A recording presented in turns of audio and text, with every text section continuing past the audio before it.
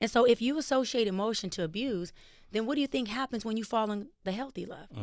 You also become triggered as that abuse. Right. And people who don't know that will sabotage. And then the partner will say, but I'm loving you with everything I have. You loving that person at a 10, but that person is only receptive at a 2. So is that a them problem or a you problem? That's a them problem. They don't feel lovable. So if I'm being loved at a 10 and I only can receive a 2 and I don't have the awareness to say to you, Sway, you love the hell out of me. I've never been loved like this. I want to be loved like this, but I'm at a 2. Baby, I apologize. But can you hold space and facilitate me while I get up to maybe an 8 or a 9? Because I want to receive all of it. But the things I've gone through, my trauma, aren't allowing me to be lovable. See, those are conversations that we have to have with people. But how do you have them if you don't have the awareness? If you don't have the awareness. But how does that happen? I've heard you speak of the importance of a partner loving you as a whole person, even when you're going through your evolution or parts that may be insecure. If I'm a man, how can I practice that? I love that. Solitude, not isolation. We have a whole culture of isolated people. Isolation breeds depression.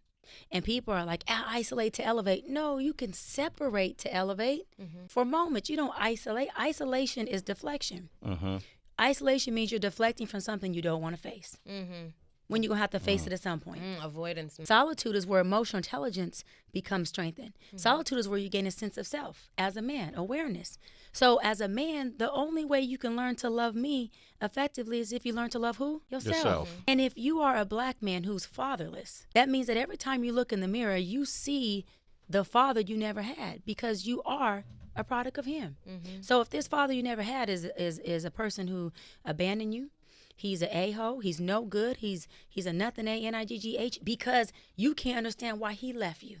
I don't care if you're age 16 or 55. A fatherless boy is a fatherless boy, and that boy shows up at age 55, 45, until you get into them pain pockets, face that, heal that, and say, you know what? I'm not my father. Let me disassociate myself from him.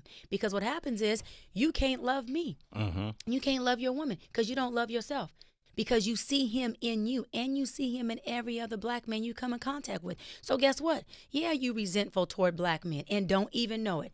Yeah, you got a problem with other black men and don't even know it. So now we got black on black crime. And black on black crime isn't just murder. Black on black crime is 2 black men who can't get along, who can't agree to disagree, who can't just support each other as brothers because they got this father and daddy issues that they're unaware of. And they're thinking that they're healed because they either got an education, accolade, money, power, or I'm going to go further, excuse my language, or bitches.